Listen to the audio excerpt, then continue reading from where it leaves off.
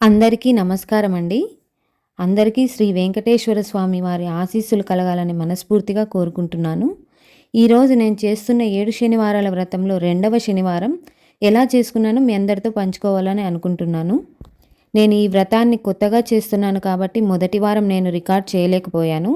అందుకే నేను ఈ రెండవ వారం ఎలా చేసుకున్నాననేది మీ అందరితో పంచుకోవాలనిపించింది. ఈరోజు ఉదయం నేను 4 గంటలకే నిద్ర లేచానండి. లేవగానే ఇంటి పనులన్నీ పూర్తి చేసుకొని స్నానం చేసి మొదట ఇల్లంతా శుభ్రంగా సర్దుకున్నాను. ఇల్లు మొత్తం శుభ్రమైన తరువాత ఇల్లంతా నేను కడిగేసుకున్నానండి.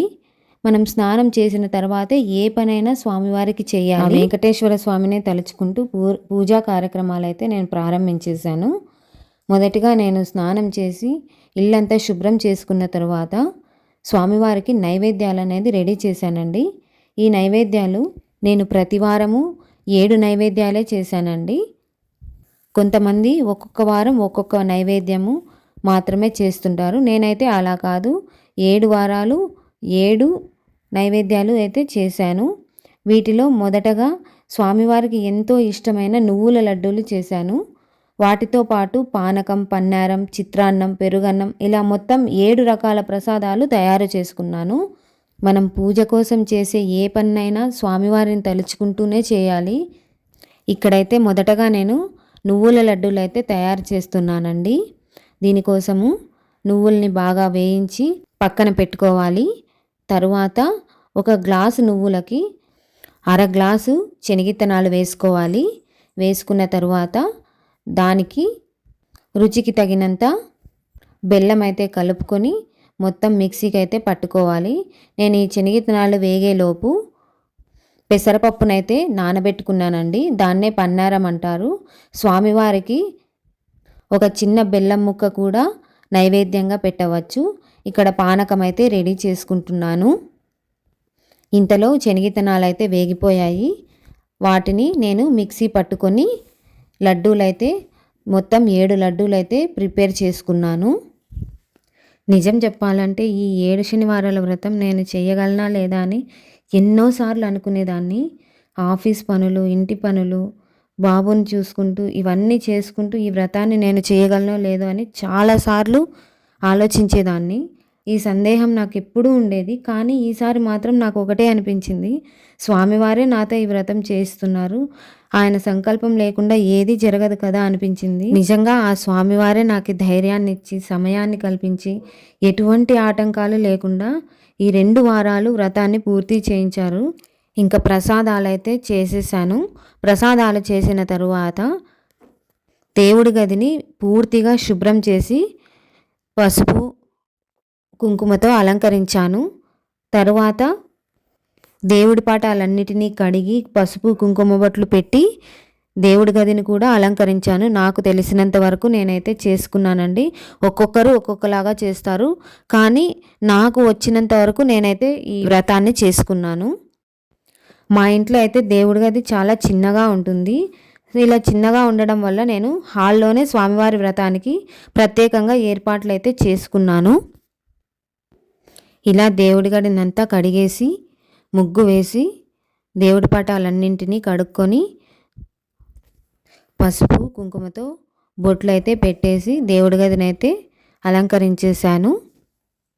తర్వాత హాల్లో ఎక్కడైతే నేను దేవుడి పీఠాన్ని పెట్టాలనుకున్నానో ఆ ప్రదేశాన్ని నీట్గా శుభ్రం చేసుకున్నాను. శుభ్రం చేసుకొని పసుపుతో బాగా అలికేశాను.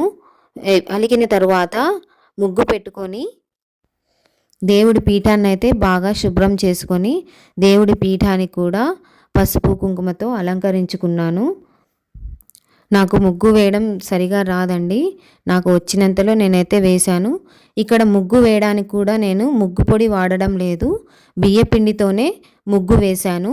స్వామివారి పీఠానికి కింద మనము బియ్యపిండితో ముగ్గు వేసుకోవాలి.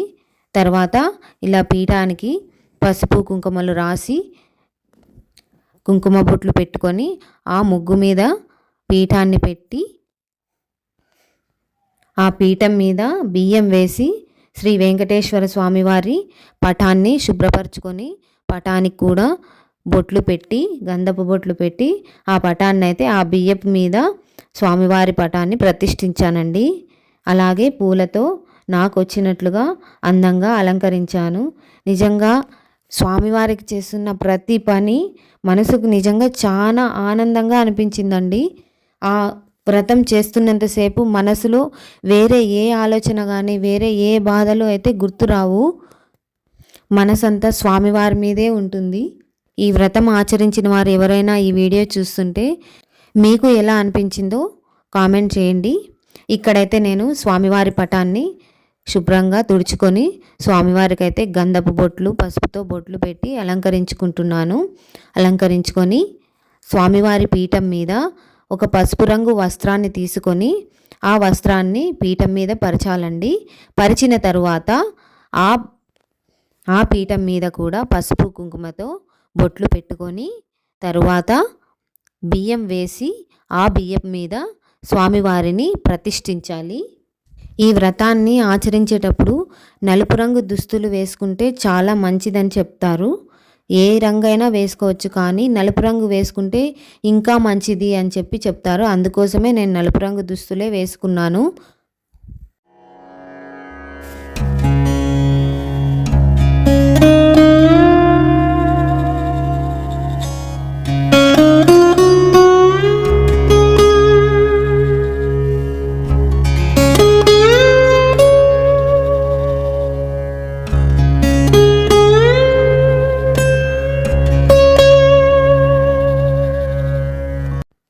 ఇలా స్వామివారిని అయితే పీఠం మీద ప్రతిష్ఠించిన తరువాత పూలతో అలంకరించాను. స్వామివారికి ఎంతో ఇష్టమైన తులసిమాల అండి.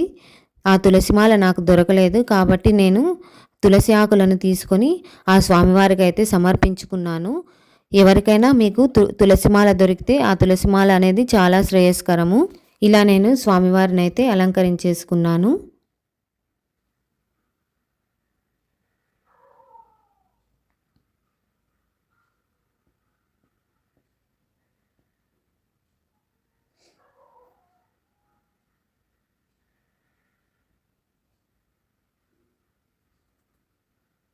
ఇక్కడ నేను స్వామివారికి వేస్తున్నది వత్తి పత్తి అంటారండి.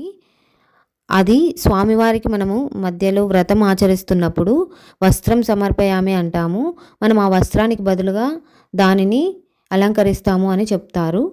ఇక్కడైతే నేను స్వామివారి పీఠం చిన్నదిగా ఉందని నేనైతే మట్టి ప్రమిదలు తీసుకున్నాను.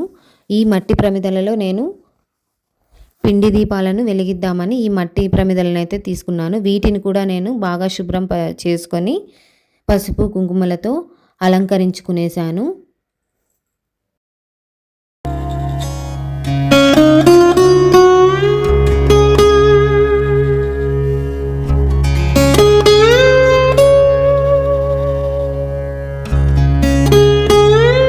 ఇక్కడైతే నేను అక్షింతలు రెడీ చేసుకుంటున్నాను. ఈ అక్షింతలకు బియ్యం తీసుకొని అందులో కొద్దిగా ఆవు నెయ్యి కలిపి మరియు పసుపు కలిపి అక్షింతలు అయితే రెడీ చేసుకున్నాను. తరువాత స్వామివారికి ఎంతో ఇష్టమైన పిండి దీపాలను అయితే తయారు చేశాను. ఈ పిండి దీపాల కోసం బియ్యపిండిలోకి అరటిపండు, బెల్లము, ఆవు పాలు కలిపి బాగా ముద్దగా చేసుకోవాలి. ఇలా ముద్దగా చేసుకున్న తరువాత 7 దీపాలను అయితే నేను తయారు చేశాను. కొంతమంది అయితే వారానికి 1 చొప్పున పెంచుతూ దీపాలైతే పెడతారు. కానీ నేను మాత్రం ప్రతి శనివారం 7 దీపాలనే వెలిగిస్తున్నాను. ఇలా నేను 7 దీపాలని తయారు చేసుకొని దానికి గోవిందనామాలతో అలంకరించానండి. నేను ఇప్పుడు చేస్తున్నది 2వ వారము. నేనైతే మొదటి వారమే ముడుపు కట్టుకున్నానండి. ఈ ముడుపు ఎలా కట్టాలో అనేది ఇప్పుడు నేను చూపిస్తాను. ఈ వ్రతంలో ముఖ్యమైన ముడుపు ఎలా కట్టాలో ఇప్పుడు చూపిస్తాను. మొదటగా ఒక శుభ్రమైన తెల్లటి వస్త్రాన్ని తీసుకొని పసుపు, గంధం, కర్పూరం కలిపిన నీటితో బాగా తడిపి ఆరబెట్టాలి. ఈ వస్త్రం తడి ఆరిన తరువాత అందులోకి పసుపు, కుంకుమ, గంధం వేసి 7 ఎండు ఖర్జూరాలు, 7 యాలకలు, 7 లవంగాలు, అలాగే నా శక్తికి తగ్గట్టు దక్షిణ ఉంచి ముడుపు అయితే కట్టుకున్నాను. ఆ ముడుపుకు పసుపు కుంకుమ పెట్టి స్వామివారి పాదాల దగ్గర పెట్టానండి. నేను అనుకున్న కోరిక అయితే ఆ స్వామివారు తప్పకుండా తీరుస్తాడని నేను నమ్ముతున్నానండి. ఇంక ఇక్కడైతే పూజకు కావాల్సిన సామాన్లన్నీ నేను సిద్ధం చేసుకున్నాను. నేనైతే ఇలా అలంకరించుకున్నాను. స్వామివారికి నల్ల ద్రాక్ష నైవేద్యంగా పెడితే ఎంతో మంచిదంటారండి. అందుకే నేను అరటి పండ్లు నల్ల ద్రాక్ష నైవేద్యంగా పెట్టాను. ఇక్కడ వినాయకుడికి ఒక టెంకాయ మరియు స్వామివారికి ఒక టెంకాయ అయితే పెట్టుకున్నాను. ఇలా అంతా అలంకరించుకున్న తర్వాత నేనైతే మొదటగా గణపతి పూజ చేసి పూజనైతే ప్రారంభించాను. మొదటగా నేను ఒక పసుపు వినాయకుడిని అయితే తయారు చేసుకున్నానండి. ఆ పసుపు వినాయకుడిని తయారు చేసుకొని ఆ పసుపు వినాయకుడికి నేనైతే పూజ చేశాను. నా వ్రతానికి ఎలాంటి ఆటంకం లేకుండా నా వ్రతం విజయవంతంగా పూర్తి కావాలని వినాయకుడిని అయితే వేడుకున్నానండి. వినాయకుడికి పూజ చేసి స్వామివారికి నైవేద్యం సమర్పించాను. కొంతమంది అయితే పూజలో కలశం పెట్టుకుంటారు, కానీ నేను కలశం పెట్టుకోకుండా పూజ అయితే చేశానండి. కలశం బదులుగా ఒక పాత్రను తీసుకొని అందులో నీటిని నింపి అందులోకి పసుపు, కుంకుమ, అక్షంతలు మరియు గంధం వేసి ఒక తమలపాకుని అందులో ఉంచి ఒక పుష్పాన్ని అందులో ఉంచవలను. ఆ పాత్రనే కలశంగా భావించి నేనైతే పూజ చేసుకున్నానండి. తరువాత వినాయకుని పూజ పూర్తి కాగానే స్వామివారికి హారతి ఇచ్చాను. ఇచ్చి వ్రతకల్పం పుస్తకం ప్రకారమే స్వామివారికి పూజనైతే చేశాను. ఆ వెంకటేశ్వర స్వామివారి అష్టోత్తరాలు చదువుకున్నాను. అలాగే మహాలక్ష్మీదేవి అష్టోత్తరాలు, శ్రీ పద్మావతి అమ్మవారి అష్టోత్తరాలు చదివి స్వామివారికి హారతి ఇచ్చాను, నైవేద్యాన్ని సమర్పించాను. నిజంగా ఆ సమయంలో కలిగిన ప్రశాంతత, ఆనందం నిజంగా మాటల్లో నేనైతే చెప్పలేనండి. వ్రతం చేస్తున్నంతసేపు స్వామివారు నిజంగా ఆ సన్నిధిలోనే ఉన్నట్టు అనిపిస్తుంది. నాకు ఆఫీసుకు వెళ్ళాల్సి ఉండడంతో నేను కొన్ని పనులైతే ముందు రోజే పూర్తి చేసుకుంటాను. అవి ఏమి అనేది నేను వేరొక వీడియోలో మీకు పోస్ట్ చేస్తానండి. నేనైతే ఇక్కడ వ్రతం అయితే పూర్తి చేసుకొని స్వామివారికి నైవేద్యం సమర్పించి వ్రతకథనైతే 5 అధ్యాయాలు చదువుకున్నానండి. చదువుకొని కొద్దిసేపు స్వామివారి ముందే కూర్చొని నేను స్వామివారిని అయితే స్మరించుకుంటూ ఉన్నాను. మామూలుగా కొంతమంది అయితే ఉపవాసం ఉంటారండి. నేనైతే ఉపవాసం అయితే లేను, కానీ ఒక్క పూట మాత్రమే భోంచేశాను. ఇలా ఉదయం నా వ్రతాన్ని అయితే పూర్తి చేసుకున్నాను. నేను 4 గంటలకి నిద్ర లేస్తే నా పూజ అంతా అయిపోవడానికి 9 అయ్యిందండి ఉదయము. ఇలా ఉదయం అయితే నా పూజ పూర్తయింది. సాయంత్రం మళ్ళీ ఆఫీస్ నుండి తిరిగి వచ్చాక కాళ్ళు, చేతులు, ముఖం కడుక్కొని మళ్ళీ స్వామివారి దగ్గర దీపారాధన చేశాను. నేను ఉదయం పెట్టిన దీపం సాయంత్రానికి ఇంకా వెలుగుతూనే ఉందండి. అందుకే అందులోకి కొద్దిగా నూనె పోసి దీపారాధన అయితే చేశాను. తర్వాత మళ్ళీ ఒక్కసారి స్వామివారి అష్టోత్తరాలు చదివి స్వామివారిని స్మరించుకుంటూ కూర్చున్నాను కొద్దిసేపు. తర్వాత పూజా కార్యక్రమాన్నంతా ముగించి స్వామివారి అలంకరణలో ఉపయోగించిన పూలనన్నిటినీ తీసేసి వాటిని ఎక్కడైనా పారే నీటిలో వదలాలని చెప్పారు. నేనైతే వాటన్నిటిని తీసుకొని పారే నీటిలో వేసేసాను. ఈ పిండి దీపాలనైతే ఆవుకు పెట్టచ్చు అన్నారు. ఒకవేళ ఆవు అందుబాటులో లేకపోతే వాటిని కూడా నీటిలో వదిలివేయవచ్చని చెప్పారు. నేనైతే వాటిని ఆవుకైతే పెట్టానండి. ఇలా స్వామివారి అనుగ్రహంతో నా 2వ శనివార వ్రతం కూడా ఎంతో ప్రశాంతంగా భక్తి శ్రద్ధలతో పూర్తయింది.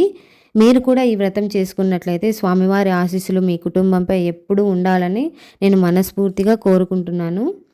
ఎవరైనా ఈ వ్రతం మొదలు పెట్టడానికి సంకోచిస్తూ ఉంటే ధైర్యంగా వ్రతాన్ని అయితే మొదలు పెట్టండి. ఆ స్వామివారే ముందరుండి అన్నీ నడిపిస్తారు. ఇదైతే నిజంగా నేను నమ్ముతున్నాను. ఇలాగే మిగిలిన శనివారాలు కూడా ఎలాంటి ఆటంకాలు లేకుండా పూర్తి చేసుకునేలా స్వామివారి ఆశీస్సులు నాకు ఉండాలని నేను ఆ స్వామివారిని అయితే కోరుకుంటున్నాను. ఈ వీడియో మీకు నచ్చితే లైక్ చేయండి. మీ కుటుంబ సభ్యులతో మరియు స్నేహితులతో ఈ వీడియో అయితే షేర్ చేయండి. ఇంకా మా ఛానల్ని సబ్స్క్రైబ్ చేయకపోతే తప్పకుండా సబ్స్క్రైబ్ చేసి పక్కనే ఉన్న బెల్ ఐకాన్ని అయితే ప్రెస్ చేయండి. మరో మంచి వీడియోతో మళ్ళీ కలుద్దాం. ఓం నమో వెంకటేశాయ.